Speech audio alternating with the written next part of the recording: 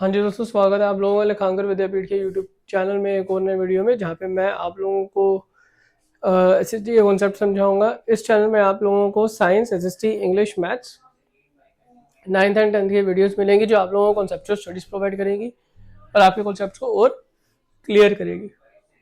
हाँ जी दोस्तों, मेरा नाम रॉबिन है। मुझे पिछले 14 साल से साइंस, एसएसटी पढ़ाने का एक्सपीरियंस है वो क्लास 9th एंड 10th, और 11 एंड 12 में आईपी और सीएस पढ़ाने का एक्सपीरियंस है। और मैं ही हूँ जो आप लोगों को क्लास 10th की इन सारी वीडियोस में आप लोगों को एसएसटी की वीडियोस में दिखूंगा और आप लोगों की हेल्प करूंगा in understanding all the concepts.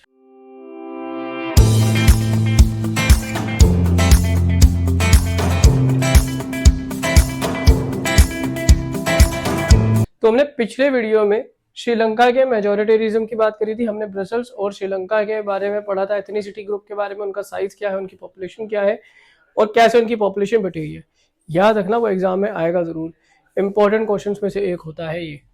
तो अब मेन पॉइंट यहाँ पे ये आता है कि बेल्जियन मॉडल जो है अकोमोडेशन का, वो क्या है, बेल्जियन मॉडल ने क्या यूज करा था। क्योंकि बेल्जियम में भी सेम तरीके का ही एक कॉन्सेप्ट था वहां पे। तो व्हाट डिड दे यूज?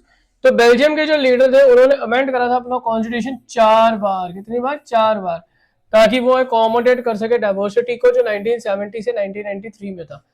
23 सालों में उन्होंने अपना कॉन्स्टिट्यूशन 4 साल करा था, मतलब हर 5 साल में एक बार उन्होंने ऑन एन एवरेज अपना कॉन्स्टिट्यूशन जो था उसको अमेंड करा था। अब उन्होंने क्या कहा था? उन्होंने कहा था जो नंबर ऑफ फ्रेंच है, जो कि मिनिस्टर बोलते हैं, Dutch speaking ministers should be equal. जो फ्रेंच है, और ये डच नहीं है, डच है, तो डच स्पीकिंग और फ्रेंच स्पीकिंग पीपल जो है या मिनिस्टर जो है वो इक्वल होंगे सेंट्रल गवर्नमेंट में, ताकि कोई भी एक कम्युनिटी जो है वो डिसीजंस ना ले पाए यूनिलेटरली। अगर दोनों अलग अलग नंबर्स में होंगे तो एक कम्युनिटी दूसरी कम्युनिटी को दबा सकते हैं ना। तो इस बात से आगे आने के लिए उन्होंने बोला कि भाई हम दोनों को बराबर रखेंगे ताकि कोई भी एक दूसरे को दबाए ना। फिर उन्होंने बोला कि स्टेट गवर्नमेंट के लिए हम लोग पावर्स देंगे जो कि बेसिकली सबऑर्डिनेट नहीं होगी सेंट्रल गवर्नमेंट के। मतलब कि उन्होंने बोला हम स्टेट गवर्नमेंट को सेपरेट पावर देंगे और वो सेंट्रल गवर्नमेंट जो है, जो मतलब उनकी मेन बीच की गवर्नमेंट है, उसकी सबऑर्डिनेट नहीं होगी, वो उनके अधीन नहीं चलेगी। और जो कैपिटल सिटी थी ब्रसल्स, उसकी एक सेपरेट गवर्नमेंट होगी जहां पे दोनों कम्युनिटीज जो है वो इक्वल रिप्रेजेंटेशन रखेंगी। फिर उन्होंने बोला तीसरी काइंड की एक और गवर्नमेंट बनाएंगे जो कम्युनिटी गवर्नमेंट कहेंगे, जो बेसिकली यार है जर्मन लोग थे। भैया आपने फ्रेंच का मसला सॉल्व कर दिया, डच का मसला सॉल्व कर दिया, जर्मन का क्या क्या? तो जर्मन के लिए उन्होंने कम्युनिटी गवर्नमेंट बनाई जो कि उनके छोटे छोटे मोटे मसलों को देखेगी, और ये गवर्नमेंट की स्पेशल पावर्स होंगी regarding cultural, education and language related issues. तो इस तरीके से बेल्जियम में उन्होंने अपना ये मॉडल लगा के साबित करा कि कैसे बिना मेजोरिटी की भी सरकार बनाई जा सकती है और कैसे हम इस चीज को और अच्छे से सॉल्व कर सकते हैं। उसके बाद अगला सबसे इंपॉर्टेंट क्वेश्चन आता है कि भैया पावर शेयरिंग इतनी डिजायरेबल है तो है क्यों? तो इसके दो रीजन होते हैं। पहला होता है प्रूडेंशियल रीजन। प्रूडेंशियल रीजन क्या होता है? प्रूडेंशियल रीजन का मतलब है कि पावर शेयरिंग रिड्यूस कर देती है chances of conflict between various social groups. अगर हर किसी को प्रॉपर से पावर शेयर करी जाएगी तो कोई भी आपस में नहीं लड़ेगा ना। आपको पता है सामने वाला आपके जितना ही ताकतवर है, क्या आप उससे लड़ोगे? नहीं लड़ोगे। आप हमेशा किससे लड़ोगे? जो आपसे कमजोर होगा। ताकतवर से कोई नहीं लड़ता, अपने से कमजोर से ही लड़ते हैं। चाहे आप वो कंट्री का एग्जाम्पल ले लो, चाहे मोहल्ले का ले लो, चाहे अपनी क्लास का ले लो। आप अगर क्लास में सबसे ताकतवर हो तो आपसे कोई नहीं लड़ेगा। पर हाँ, अगर किसी को पता है कि आप सबसे कमजोर हो तो आपसे आगे सारे लड़ेंगे, क्योंकि पता है आप अपने आप को डिफेंड ही नहीं कर सकते। तो अगर हर किसी को प्रॉपर पावर शेयरिंग करी जाएगी, सबको बराबर पावर दी जाएगी, तो आपस में कोई लड़ेगा ही नहीं।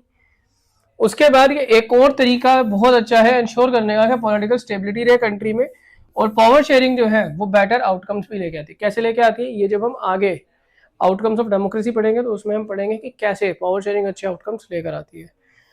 अगला आता है मॉरल रीजन।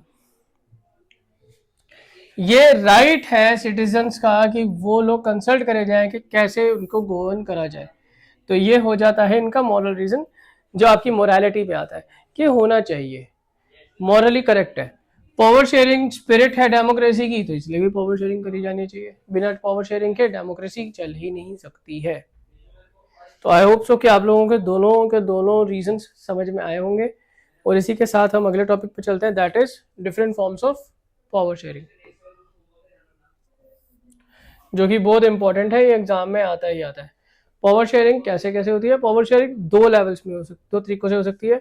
या तो हम अलग अलग ऑर्गन बना दें गवर्नमेंट का, जैसे इंडिया में है 3 लेवल्स बना दिए, लेजिस्लेचर, एग्जीक्यूटिव, जुडिशरी। आप लोग बचपन से पढ़ते आ रहे हो। लेजिस्लेचर जो कानून बनाते हैं, एग्जीक्यूटिव जो कानून अप्लाई करते हैं, जुडिशरी जो ध्यान रखते हैं कि वो कानून अप्लाई हुआ है या नहीं हुआ। ये हॉरिजॉन्टल डिस्ट्रीब्यूशन ऑफ पावर है और यहाँ पे चेक एंड बैलेंस का सिस्टम हमेशा चलता रहता है। Power sharing among different level of governments, तो लेवल ऑफ गवर्नमेंट में सेंट्रल, स्टेट और लोकल गवर्नमेंट जो इंडिया में चल रहा है। सेंट्रल गवर्नमेंट जो मेन गवर्नमेंट है पूरे कंट्री को संभालती है। स्टेट गवर्नमेंट जो एक पर्टिकुलर स्टेट के, जैसे पंजाब हरियाणा की स्टेट है, उनकी अपनी गवर्नमेंट। और लोकल गवर्नमेंट लोकल अथॉरिटीज को संभालती है, जैसे कि एमसीडी हो गया, आपका एनडीएमसी हो गया, these are the local government bodies. और इनके अंदर फेडरल डिवीजन ऑफ पावर होती है जिसको फेडरलिज्म कहा जाता है। अब सोशल ग्रुप की अगर बात करी जाए, देखो यार ये कॉन्सेप्ट आप लोगों के पेपर में आता नहीं है, बट आप लोगों को पता होना चाहिए। सोशल ग्रुप यानी कि कम्युनिटी गवर्नमेंट, इसका अच्छा एग्जाम्पल है। शेयरिंग पावर करना अलग अलग रिलीजियस या इंजस्टिस ग्रुप, लिंग्विस्टिक ग्रुप्स में, और साथ के साथ रिजर्व कॉन्स्टिट्यूएंसीज रखना स्टेट असेंबलीज में, इन पर्टिकुलर लोगों की, और पार्लियामेंट में भी। अगला पॉइंट आता है power sharing among different political parties, pressure groups and movements. We will not read this but it is very important. अलग अलग पॉलिटिकल पार्टीज में भी जो है हम लोगों को पावर शेयरिंग करी जानी चाहिए। विद इन पॉलिटिकल पार्टीज भी, अलग अलग प्रेशर ग्रुप्स में भी, और मूवमेंट्स। प्रेशर ग्रुप्स क्या होते हैं? मैं चाहता हूँ कि आप प्रेशर ग्रुप्स के बारे में पढ़ो और नीचे कमेंट में लिखोगे what does pressure groups mean, और मैं नेक्स्ट वीडियो में आपको समझाऊंगा प्रेशर ग्रुप्स क्या होते हैं। Right now will leave this topic. और इसी एक लास्ट टॉपिक के साथ आप लोगों का चैप्टर पावर शेयरिंग यही खत्म होता है। नेक्स्ट आई होप सो कि आप लोगों को ये वीडियो समझ में आई होगी, इस कॉन्सेप्ट को अच्छे से समझ में आया होगा, पावर शेयरिंग का चैप्टर अच्छे से समझ में आया होगा। अगर आया है तो नीचे कमेंट कर देना और इस वीडियो को लाइक कर देना। और लिखांगे विद्यापीठ के यूट्यूब चैनल के आ रहा ना नीचे शेयर सब्सक्राइब, वो ज़रूर करना है। और मैं आपसे अगली किसी ऐसी बढ़िया सी वीडियो में फिर दोबारा मिलूंगा, तब तक के लिए बाय।